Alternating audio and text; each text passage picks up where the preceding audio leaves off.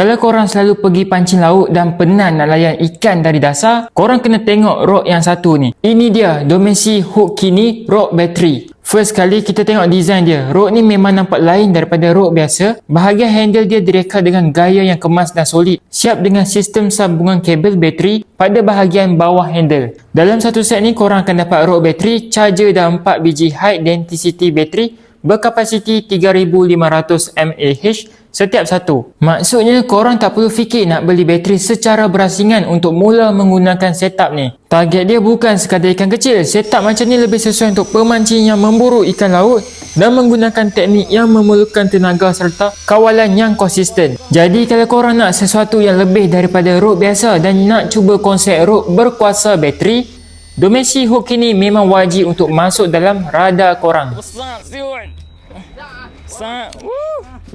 Woo!